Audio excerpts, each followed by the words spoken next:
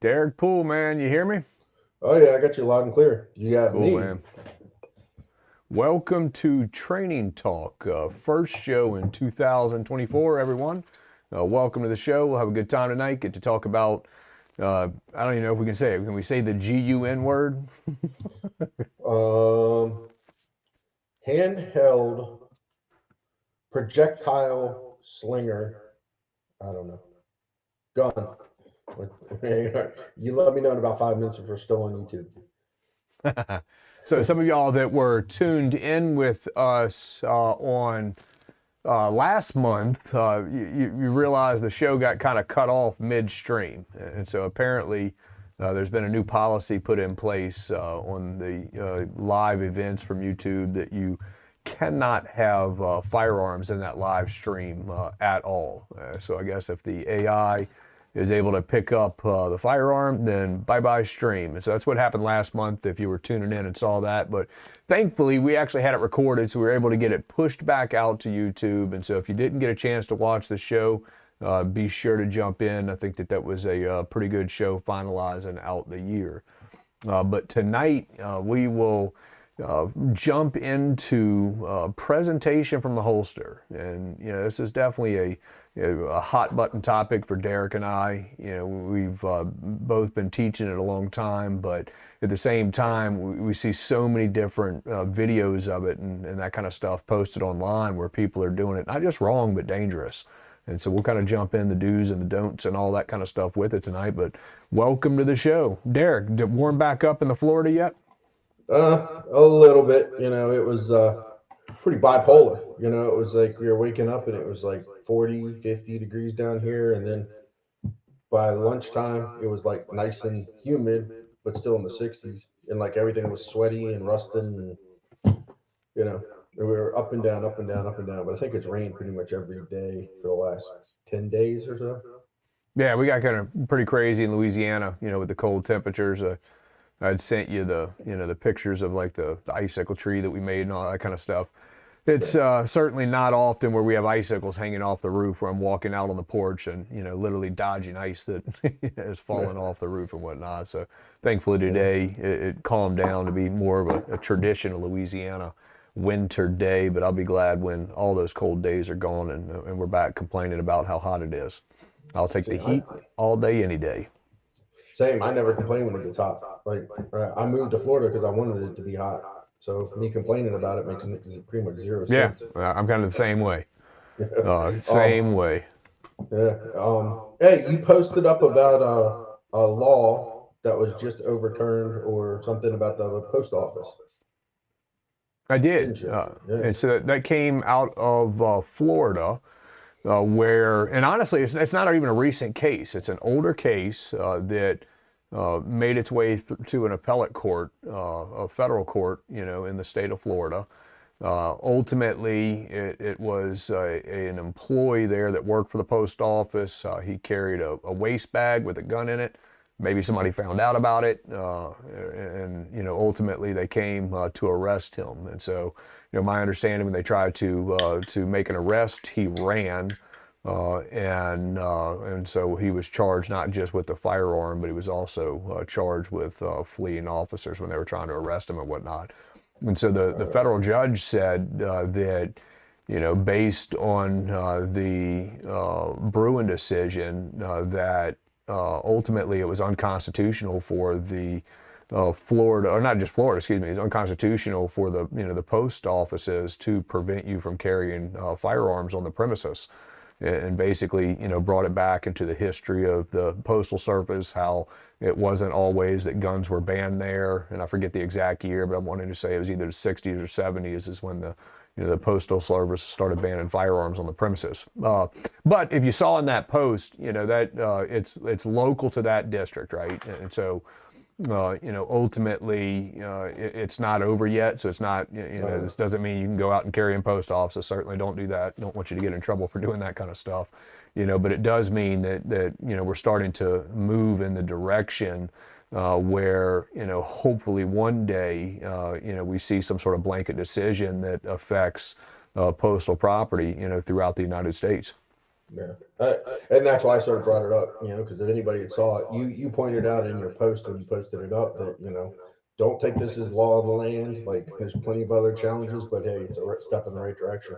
Yeah, it I definitely think is. you even said in your post that like that law it has like caused you to like avoid the post office a whole lot and spend more money at UPS box stores and stuff like that. Same here. I can't tell you the number of times I've been like, oh, I got to go to the post office, and I'm like, oh. And then because correct me if I'm wrong, but my understanding is I can't even be in the parking lot and take it off and put it in like my little security box underneath my seat and lock it up and go inside because I'm still on US like on property, right? Right, and I don't want to play attorney, Same. and so obviously this discussion is more for educational purposes. But yeah, I mean, under the postal codes is that my understanding is you're prohibited not just bringing it in the building, but actually having it on the property. And there was another Colorado decision a few years back that affected somebody that was on the property. And I haven't looked into it, but it's actually my understanding. Somebody was telling me about it yesterday that it ultimately, after challenges, it did not fall in favor of the person, who was challenging it through the court systems, and it was only upheld that they could prohibit, the firearm on that postal property. And so, we'll see where it goes. Like you said, it's definitely a step in the right direction. I think that in the long run, I think that somewhere like a post office will likely see that prohibition on the property or inside the building go away. I don't know. I don't know if that'll be a year from now or 20 years from now, even if that ever did become a thing. And that's kind of, why I said in the post, I've done my best to avoid it. I moved, I had a post office box for, probably, I mean, like going back to like college and stuff, because I ping ponged around, right? Every semester was a different apartment, it seemed like. So I always kept a post office box, for more of a stable address. And so I kept that same post office box and used it, up until, probably, I don't know, 5 years ago, I started transitioning over to a private mailing service, to one of their boxes. So they were, obviously more comfortable with me coming in with guns and all that kind of stuff. But yeah, definitely a move in the right direction. So exciting to see that kind of stuff. Yeah. Like you, I avoid it. Like if I'm like I have to go to the post office, like that whole thought has to start when I'm still at the house because I'm sure you like me. I carry my gun, you know, 97% of the time. So like it's on me like to the point where I don't even think about it. It's like a Right. pair of socks or wearing a t-shirt. It's like I don't even think about it. So it's like I'm driving and then it's like, oh, wait a minute. Then you start going through the list of, oh, can't go there. So it literally, to use the post office, has to start out as a conscious thought sitting at my house and then just leave the gun here. True fact. True fact. Well, yeah. Obviously, thank you to Primary Arms Online. They are sponsoring the show tonight. Deryck Poole with his trusty hat. Here it comes. Boom. Right. Yep. Great store. Great store. I just pulled it up while we were sitting here. It looks like they actually have a giveaway going on the site right now that's valued over $3,500. So if you haven't checked that out, be sure to jump over to their site and check it out. Primary Arms Online. It's January 2024, and so a lot of the instructors like Deryck, and Rob, and other contributors to PDN are starting to lay out training dates and training locations throughout the country. So I've already been in discussion, with a couple of different locations, and if you are interested in bringing some of the training out to your location, certainly reach out to one of us or whoever that instructor is that you'd be interested in their hosting. We've got everything from instructors teaching, medical classes and active shooter response and, defensive handgun, defensive rifle. One of the courses I'll be out teaching this year is more for concealed carry, context of kind of parking lot safety. And so it's got a live fire component. It has a RBT, force on force component to it. But it will be a pretty good course. So I'm working on different locations right now. But if you're interested in hosting, certainly shoot us a message on one of the social media platforms or email or whatever. And along the same lines of CCW, if you're in a state that has constitutional carry, like Florida just went, keep getting training. You know, like if you're like, well, I don't want to spend the money because it's free. You know what? You really think about it. And in fact, go to Guns for Everyone. If y'all are familiar, Edgar Antillian, and I probably said his name wrong, but Edgar runs Guns for Everyone, and they do free concealed carry classes, and they're starting to spread out and doing more around the whole United States. So head over to Guns for Everyone and find a free class. Right at the end of the class, they're like, "You got any value to this class? You know, please consider a donation so we can keep doing these free classes." So you know, get some training and might realize, hey, uh, constitutional carry is cool, but there are some definite benefits to actually getting that concealed carry permit. No, true fact. You know, always one that always comes to mind. It doesn't matter what state you're in.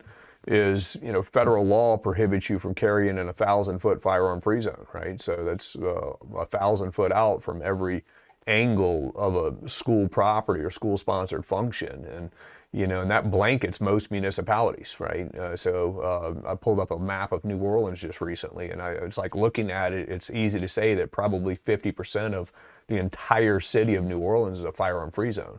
Well, you know, the concealed carry permit issued by your state is what gives you that exemption under federal law, you know, and the exemption under state laws and whatnot. So that's one big reason. And then, you know, of course, you know, in Louisiana, we need the permit to be able to carry in restaurants that serve alcohol. You know, we need the permit for reciprocity travel in other states. You know, we need the permit to bypass the federal background check when, you know, buying guns from an FFL dealer. And having the permit in Louisiana also exempts us from a completely separate law that basically turns our concealed handgun permit almost, you know, kind of similar to a concealed weapon permit, or if you want to conceal knives or batons or any of that kind of stuff, you can, but you have to have the permit to have that exemption. Yep. I'm getting ready to, and the reason I brought it up is because I actually have an appointment next week to renew my concealed carry permit. And somebody was asking me, well, why even bother? You teach, and you know, and I'm like, well, because I travel for one, and I would like the reciprocity when traveling outside of states that you know don't have constitutional carry, and then the other, you know, driving through, you know, I got a lot of streets around me that like go by school zones, so I'd like to be covered. Granted, I'm not speeding through school zones. I have any doubt that I'll ever get pulled over in a school zone, but why risk it? True fact, true fact. Well, yeah, as we talked about, you know, tonight is going to be all about presentation from the holster, you know, ultimately while seated. You know, we spend a lot of our lives in chairs. You know, Deryck's in a chair right now. I'm in a chair right now, but, you know, I've got a couple of locks in between me and the outside whatnot at the moment. And so maybe it'll let my guard down a little bit. But outside of, you know, the office chair that kind of we're sitting in right now, you know, inside the home, I mean, just, you know, you drive around, you know, I live near New Orleans, you know, New Orleans has definitely been known for different carjackings, lots of carjackings, that kind of stuff throughout. You know, besides the carjacking scenario that may, you know, require the use of a firearm, even outside of that, just simply, you know, maybe it's robberies that take place inside of parking lots, right? A lot of transitional spaces. That's where a lot of people end up getting targeted. Maybe it's not the car, it's the person, the wallet, whatever, right? But it's just, we spend a lot of, you know, time inside of chairs at different points, you know. Some people work, you know, and spend a lot of times in chairs, even in a more of a, you know, retail or public environment. You know, you spend time sitting down in restaurants, maybe on park bench out at the public place, right? Just, there's all kinds of things that we do in life that could, you know, ultimately end up in, you know, you know, deploying that firearm while in that seated position. Whether it could be church safety, all that kind of stuff, right? Absolutely. You know, we always talk about, you know, plausibility principle training for the, you know, things that are most probable, and then move out into the plausible. Well, if you, the amount of time most Americans spend in vehicles and carrying in vehicles, it seems like that would fall into that probable uh, ring, or at least, or just outside of it, into the plausible.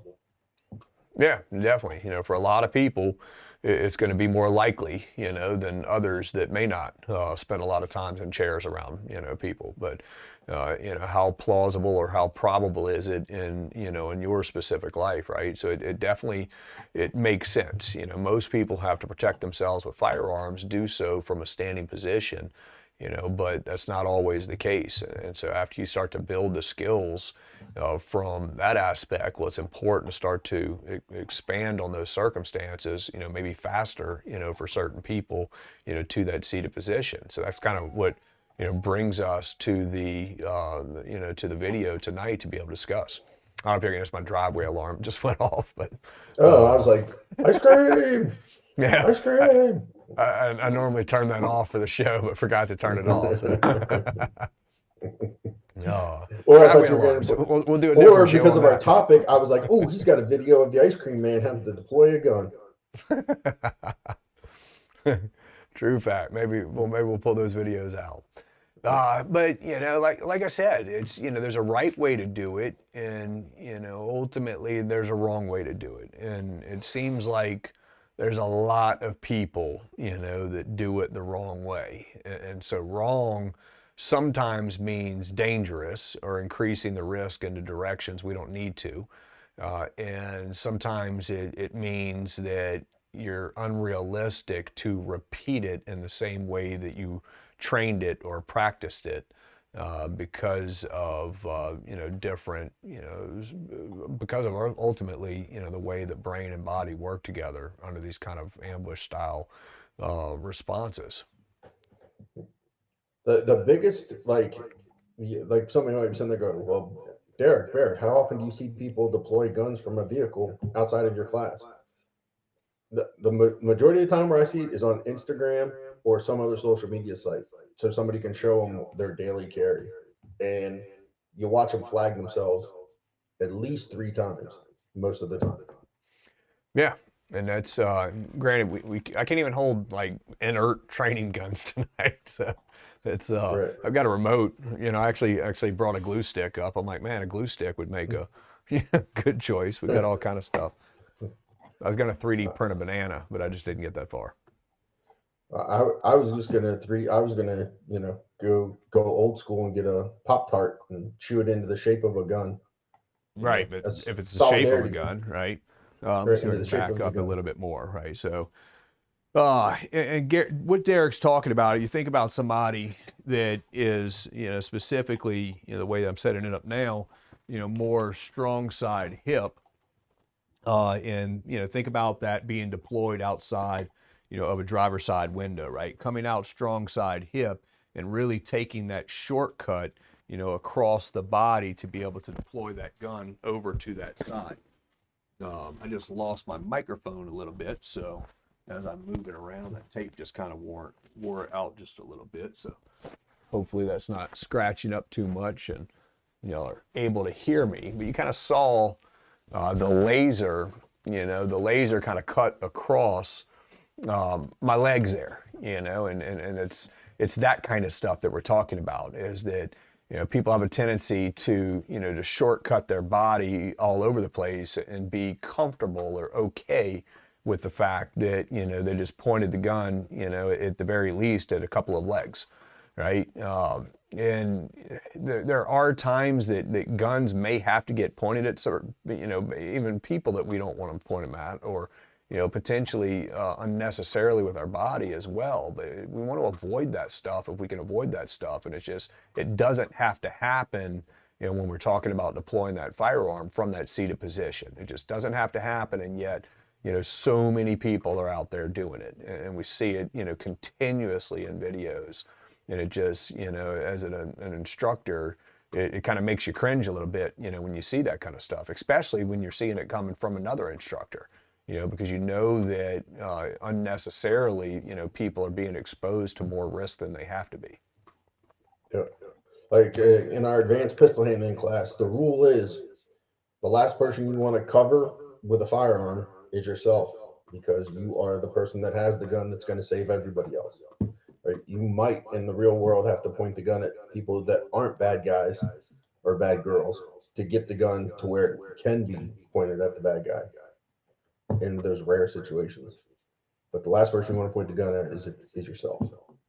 Yeah, I mean, it's kind of, it's almost like the analogy of the oxygen mask dropping down, from the airplane, right? If you don't help yourself, then you may not be able to help others. You may not be in a position to help others. And so if you expose yourself and take yourself out of the fight, you may not be able to help those people that you care about the most. And so it's important. And I showed you strong side hip, and now I'm afraid to move to knock the mic off again.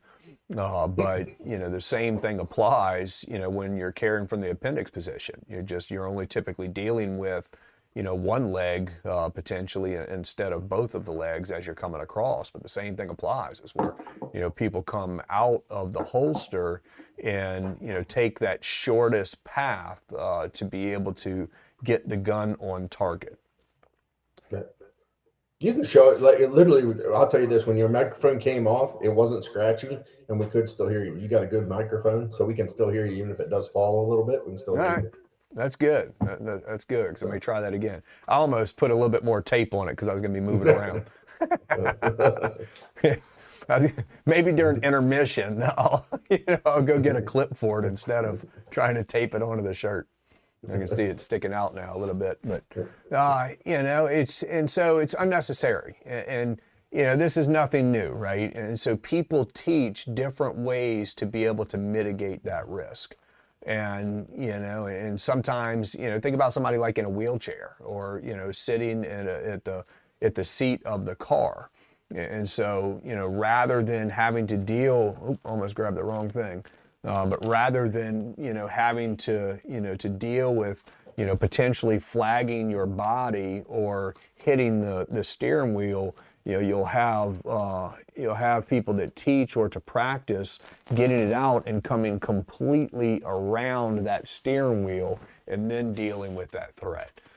Or the wheelchair, right? They come out with it and then completely trace the entire wheelchair going around the legs, and then get the gun or get your glue stick pointed properly at the threat. And so there's that side of it, right? Is where people will try to mitigate that risk, but then it's done so that is not likely repeatable in that ambush style violent facing attack where you've been surprised and your brain's just trying to get the gun out there in the fastest way, right? And so it's what we talk about in the classes is that the skills that we build have to be applicable under the context of what we're training that skill for.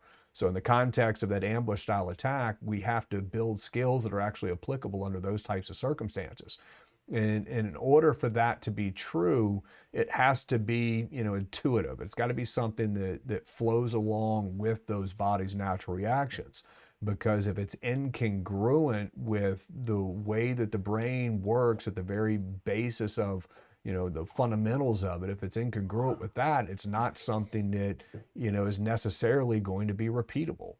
And so, that's important, right? Is that we need to find that skill and train that skill in a way that is intuitive, that flows along with those body natural reactions. You can imagine like trying to, swim against the current in the water, right? If you've got a flooded river that's overflowing its banks and you're sitting there, trying to swim against it, and you're not really going anywhere except still where the river wants to take you, right? And so if you're going to try to cross that body of water, you're going to try to cross it, you can't go against it. You got to learn to work with it. And that's the power of our body's natural reactions is that you've got to learn to work with them. And I don't know if you have different thoughts on that. Deryck and I haven't spoken about this ahead of time, but, to me, doing things like tracing steering wheels or, tracing wheelchairs or tracing the gun around your body completely in any way, is something that is, it's incongruent with the flow of the river. Well, also the steering wheel specifically, because I was taught that, I don't know. I started teaching in early 2000, and I learned this in the 90s, tracing the steering wheel. And the why was always because you don't have enough space right to cross in front of your body. But now after teaching this for I don't know, 13 years of working with Rob and you and like teaching this class and all. And I've had students that are extremely large. I've never had a student not be able to move with a gun here between the steering wheel and their chest. Now, granted, I've not worked with, some of the world's strongest men that like weigh in at, 400 pounds and have pectoral muscles out to here, but I, there's plenty of space. So, if you find a way that is works with what the body does naturally, and then find a way that is consistent with sitting in the chair. If you get knocked down and you're on your knees and your butt's back on your heels, like crossing the legs, like there's a way to do it that's efficient and consistent and will work across more than just sitting in a chair. So that makes it easily repeatable because you're not fighting against this whole, oh my God, I need this gun. Let's follow the steering wheel. As opposed to, oh my God, I need my gun. Turn the gun 90 degrees, cause parallel to the thighs to orientation and extension. So no, we're on the same page. I've never, but don't get me wrong, man. I did the whole steering wheel thing. Me too. I mean, that's probably the first time I shot out of a car. That's how I was taught. And it was definitely widely taught, and by big name people. And and like I said, it's one of the biggest reasons it was being taught is so that you have the space to be able to work with it, and to be able to secondary for most, being able to avoid flagging yourself in the process. Now I will say this about the big names that like the person that taught it to me was like a former operator. Maybe if you're all kitted out, like maybe, but even then, like I'm thinking about like larger students that I've had, and I mean really large students, and like they could still cross between their body. Now it might be a little bit more cumbersome with like, what you have on your plate carrier when you're kitted out, but you can still cross across that stuff. So yeah. But like the wheelchair, like I can think of 4 students that have shown up in class with wheelchairs, and they trained in the wheelchair, because that's how they live, and had one appendix carry. I don't want to say one strong side carry, then the other 2, that I can think of off the top of my head, were fanny packs. But all 4 of them, it was pretty similar. Like when we would turn them off center, like shooting off to the side, except for the appendix carry only had to cross one leg. The strong person had to cross 2 legs, and then the person that was coming from the bag would come out, get it to parallel, and then cross, depending. So sometimes it'd be one leg, the other times it'd be like basically 2 legs, but it was the same movement pattern across the board. Yeah. Right. Thinking, yeah. It's been a while, but since I've had a student in a wheelchair doing one, but to just try to remember like all the details. And like the cool thing about PDN is, we have stuff from the wheelchair, videos and articles on PDN. So that is true. Jacob, White Rabbit Consulting. Jacob, can't think of his last name. But anyway, when was the last time you did an APH class? Been a while? It's been, yeah. It's on the menu for this year. Yeah, I think I did. Mine's been probably about 8 months now, 6 months. I did one last year. The hard part about that class is, Barret and I both, when we run the class, we like to pull a gun, a car out onto the range, so you can actually get a live rep of, presentation from the holster out of the vehicle. Obviously, we put the windows down before they shoot, so it's not that cool, but yeah. No, but the other way that that if somebody like is a member of a range, or you have a private range or something, just getting a regular chair and working the chair like it's your vehicle. It's almost identical, except for if you get a chair with like arms that are like one of those camping chairs, it'll constrict you a little bit. You don't have the seat belt to deal with, but you know, you get some good reps that way. Because I did run a class that this wasn't that long ago. It was a bunch of students, pretty big class, and like 4 or 5 had taken the class. I lose you? Well, let's there you go. Are you back? I still hear you. I just don't Okay, see you. good. So yeah, I lost you. I lost your feed coming in, but you're back now. I got a little green arrow, but let's see.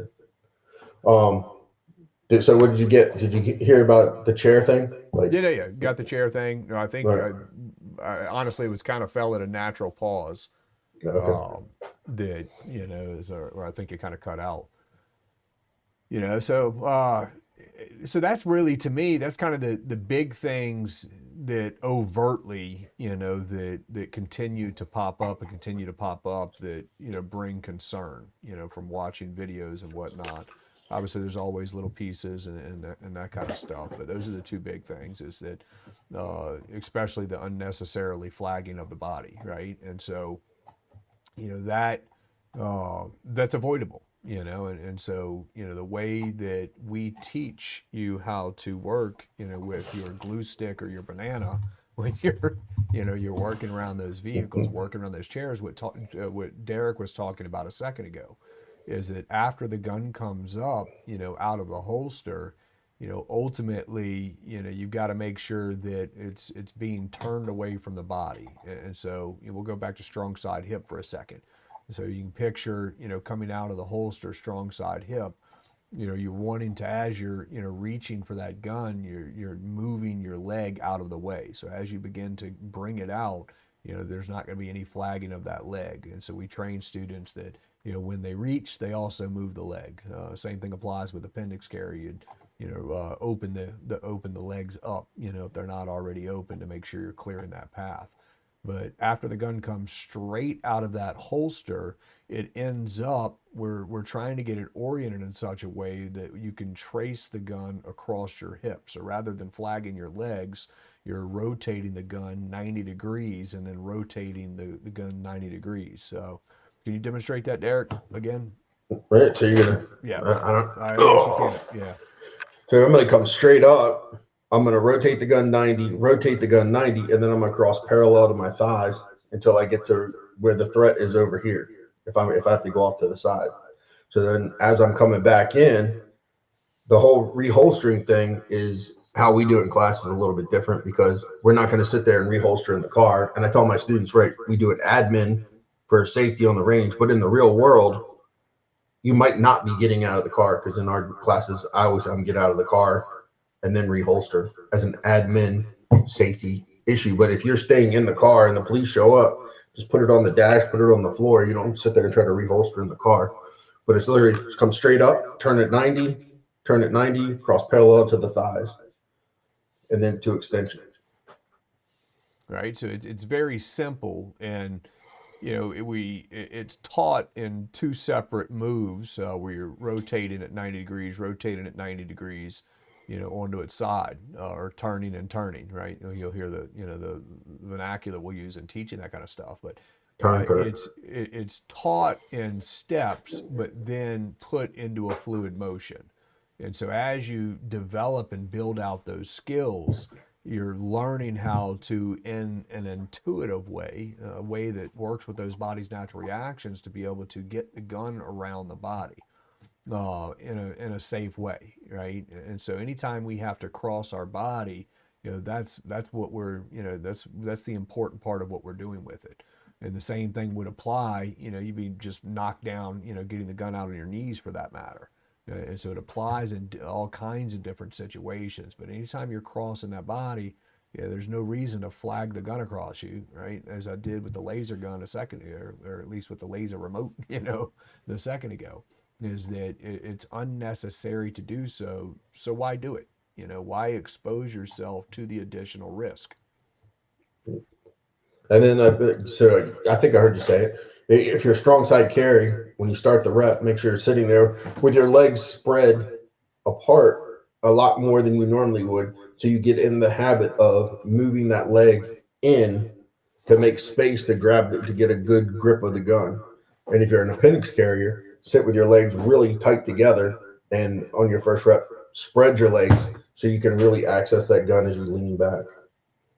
Because you want to build that pattern, that motor pattern of, hey, if I got to get my gun, I got to make sure my legs are out of the way, be it opening them or moving them off to one side. Yeah, we exaggerate it so you get in the habit of doing it. You know, Yep. because it's if you think about it, you know, if you're sitting in an automobile and you're carrying the gun on the front of your body, you may not have to move your legs or might have to move them much in that situation. But that's could certainly change, you know, sitting in a chair, you know, in the restaurant or something like that, depending on what kind of chair that you're sitting in, right? It could change if you're sitting next to other people and you don't have the leg space that you may have, you know, when you're sitting solo. And so it's important to build that into the skill, is that when you're reaching, you're moving it, which means, you know, prior to the moving it, we want to exaggerate it completely being in the way, so that you get that good rep in of making sure it is out of the way prior to the gun coming from the holster. As well as your body's natural reactions, right? Like if you sitting there with your legs apart and you're an appendix carrier, you're just normally, you naturally driving your car or sitting in the car with your legs spread apart, because notoriously men do this. We sit there with our knees spread, and something happens over here, I'm gonna be like this, and I'm probably gonna close my legs as I start shifting my body away from whatever it is that startled me from that side, and vice versa. So I'm gonna have to get back to opening those hips back up, or opening those legs back up, so I can access the gun. Same with strong side. If it's over here and I'm a right-handed carrier, I'm probably gonna really lean this way, and now I really have to start and make room for that gun, to access that gun on that right-hand side. Yep, absolutely. But if you don't build those pieces into the training, you know, then your brain's always going to default to the, you know, the what it's has worked on the most, right? Or what has worked on the most in the context of that, what the strongest neural pathway is. And so, you know, if you don't build that in each rep, then all of a sudden you end up starting to, you know, point the gun at things that we don't want to point the gun at if you ended up in that type of situation. Or even worse, you don't practice it, you don't train it, and then all of a sudden you need it, and then you go grabbing that gun, and you have the seatbelt, and you have like an armrest and everything else, and now you're jamming your hand down in there, and you're like pulling it, and God forbid you lose your gun, like you lose your keys down the side of the chair, because you haven't practiced making space. Yeah. Definitely so. So it's important to put that into the practice. And this, if you're going to get out and practice this stuff, I mean, obviously we're just kind of touching the surface on how to do it. And so, you know, it wouldn't be best to go out there, you know, live fire and start practicing at the gun range, right? You know, work I mean, in fact, you know, kind of joke around with the glue stick for the video tonight, but you could use anything for that matter that is, you know, able to point, you know, at those body parts, so that you can force yourself to figure out how to, you know, to get it around it. And so you can use the inert guns, or, you know, the SIRT pistols. I was going to bring that up tonight too, but of course it looks like a real one, so can't have that out too. Yeah.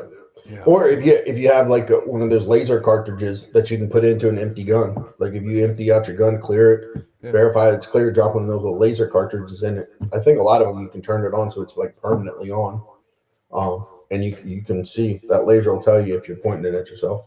Yeah, definitely so. So it's just, you know, it's definitely one of the things that, as we're sitting, you know, in the winter months, is that you can start to get an understanding of and build those slow reps on the inside of a nice, warm, and cozy household.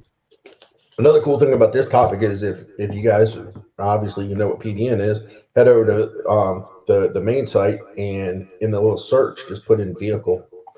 And when you put in vehicle, it's going to come up with, you know, defensive shooting in a vehicle, carrying firearms in a vehicle, and there, a bunch of them are videos. You know, Rob going step by step Yeah. through the presentation steps, and I think he even has some out there if you're the passenger, right? Because many a time, you know, we're like going somewhere, and we're taking my wife's car, and I'm just not in the mood. I'm just like, here, you just drive, and you know, then she's probably not carrying her gun, since she's with me, so it would still be me. So there's presentation from the passenger side too, I believe, or as a passenger in the vehicle responding to a threat. Definitely so. And some of the videos on the Personal Defense Network .com page are premium videos. They are behind a paywall with an annual membership. But because you're tuning in tonight, there is a link at personaldefensenetwork.com/training-talk. Let me double check that. Yep. go.personaldefensenetwork.com/training-talk. And that will give you a very strong discount for your membership at $1.49 for that first year. And so it really doesn't get any cheaper than that. So thanks for tuning in. And PDN wants to thank you for that. And so be sure to jump over and check that out. I'm going to see if I can drop this in the comments as well. And I believe that our support staff at PDN actually put it in the description on the YouTube video. And I think there's also a link on that one too for a free checklist, a personal defense checklist. A link that's over there too on the description of the YouTube page. Okay, yeah, they sent us that. So let's see. I'll try to drop a bunch of those in there. So yeah, free home defense checklist and the premium membership. Let's see. I'll make sure that's in the comments there.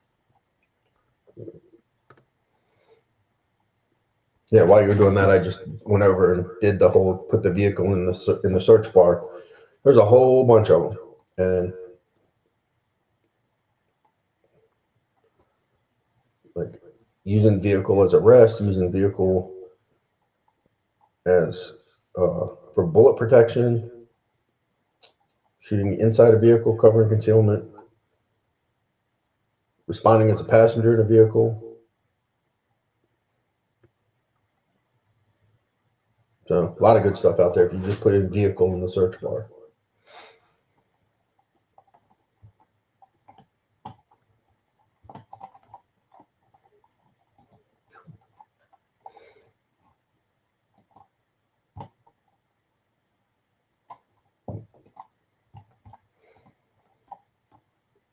All right, I'm dropping this in the comments now, just in case it did not show up on all the descriptions. All right, cool. Yeah, I don't know about you, but while you're doing that, like if I have a class and it's my regular old intuitive defensive shooting class, if it's a return student and they've been through the class multiple times, a lot of times I will actually start the class out and the new students will be doing extend touch press, and the people in the chair will be doing extend touch press, but presenting from the holster in a chair. Like they start out presenting straight to the front, obviously, but as we get more into the day and further along and the rest of the class is further along, then I'll start moving them around where, strong side to the target, weak side to the target, that kind of stuff. No, yeah, absolutely. It's, obviously it's best to provide what your students need, in the course. I just had a, defensive handgun class this past weekend, this past Saturday, and we kind of go into it knowing most of what we're going to teach. Well, that kind of got completely, I'm not gonna say derailed, but it kind of got completely, redirected, where most of the entire afternoon was spent very different than what it normally looks like, during that course. Same thing, Sunday, I was working with a student that had, more athletic ability, than a lot of people coming out of the class. So I was able to push him a whole lot more during the carbine course, and challenge him, a whole lot more than a lot of the students coming out to it and add additional content and whatnot. That's cool. Speaking of carbine, like since everybody they're watching us on PDN, I'm sure if you're watching us, most likely you follow what Rob Pincus is up to. And, his handgun company, Avidity Arms, is now, if you have an Avidity Arms pistol, they're coming out with a limit. Is it a limited run of rifles or is it going to be something regular? I'm not 100% I think it's going to be sure. something regular. All right. But early on, right now, they're taking pre-orders for serial number matching. So if you own an Avidity Arms PD10 and you have serial number 101 and you'd like a rifle to match, you can actually go there and pre-order it and say, hey, I want my matching serial number on my rifle. So you can get matching pistol and rifle from Avidity Arms. if that's something you're into, like I know I'm going to get mine done. I'm pretty sure you will too, right, Barret? So I still haven't gotten my yeah, I have two PD10s, but I still haven't gotten the serial number I'm after. Oh, right. So you just have I have three PD10s. Like I have one is my serial number, the other is the serial number right after that serial number that I was going to give my wife. Or actually, no, we have four PD10s in the house. Then we have our Recondo team building event of my limited edition uh, uh, Tiger Stripe camo, and then my wife has her specially serialized one too. So There you go. yeah. Awesome. All right, so I did just drop those both the YouTube and Facebook feeds. But yeah, check out the free home defense checklist. You know, click the link, probably drop in your email address and have it emailed directly to you, or join for the premium access for $1.49. You have anything else you want to discuss about the presentation from Holster tonight? No, if you're gonna do it, if you're like, hey, this is something I really want to try, find an instructor. There's plenty of us that do our advanced pistol handling class, right? Is it is now the new because just so everybody knows, like there's instructors that have been with Rob for a long time, like Barret, myself, and then we have some newer instructors that have been around for like 4 years or so, and we sort of broken it up. Is still the advanced pistol handling, right? And then unorthodox shooting position is different. So advanced pistol handling is where they would have the shooting from a vehicle and seated and everything else. Or no, that's unorthodox shooting. Flip it around. All right, yeah, I got it backwards. Because Yep. see, I still run my classes advanced pistol handling, and when everybody gets there, I just sort of pick and choose. If I notice everybody's getting tired doing one thing, I'll move over to the other side. Yeah. And if you can't do that, go check out the videos at PDN. Get an inert, cert, rubber gun, something, and practice there. If you have and then after you do some dry runs, if you have a range that allows you to do it, you can get a camping chair and do it from there. Go step by step, making sure that you're getting the right movement patterns down. Don't just go out there and pull out the little beepy beepy thing and try going to town and see what your fastest time is. Like, Yeah. step out of context, do it step by step, and get the right motor pattern built so that you're consistent and efficient.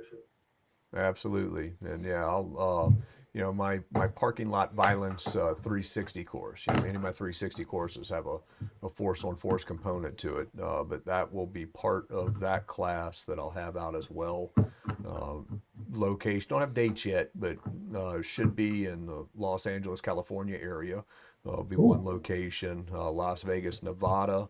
I've got confirmed with a host for that one, Mississippi, and working on something on the East Coast right now as well.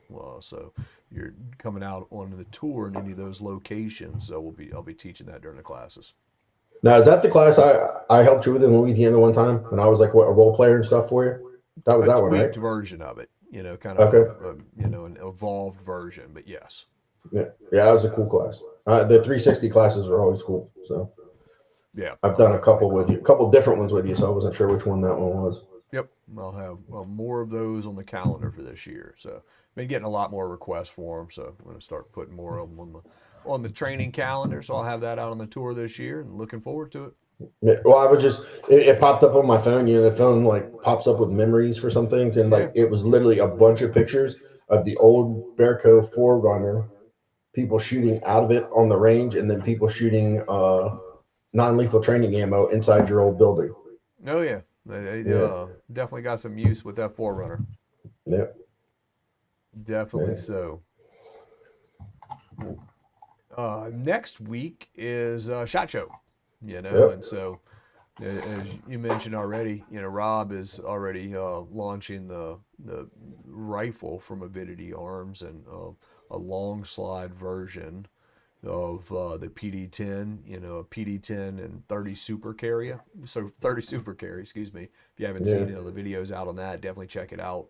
30 super carry from Federal is ultimately a little bit smaller than 9mm, but it's designed to have similar ballistics with that.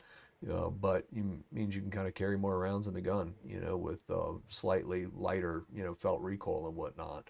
So the potential to be able to shoot it faster. But he's dropping that. I'm sure that there'll be lots of new guns and gadgets that will be running around. If you already know about something that's super cool, I'll be in Vegas next week. You think I should go check it out, do some videos with it or not? Be sure to drop that in the comments, because there's all kind of things I may not be paying attention to right now, but I could probably swing by and put some content on it or check it out. Well, the super carry thing is pretty cool because do you remember last year we were with the guys from Avidity Arm, Rob and Joe and those guys, and they were actually, Joe was talking about it. So Yeah. they actually came to market pretty fast. Like Joe and those guys, the engineers there, did a lot of fast work on the 30 super carry. They did, but it's at least fast to the public, right? Right, They've yeah. been working on it behind the scenes for a good bit. Yeah. Definitely Yeah. so. Yeah. And So we will be back in February here, probably actually pretty quickly. We had to delay the January show just with all the holidays and some other commitments and whatnot. But we'll be back pretty quickly in February, first Thursday of the month, for Training Talk. New great topics. I'll probably look at some of the stuff from SHOT Show. Love to have y'all back on the show. And other than that, thanks for tuning in, everyone. Always a pleasure being able to sit here and discuss and share with Deryck all kinds of information out to those who are tuning in. absolutely. All right, Deryck. Good to see you, brother. You too, man.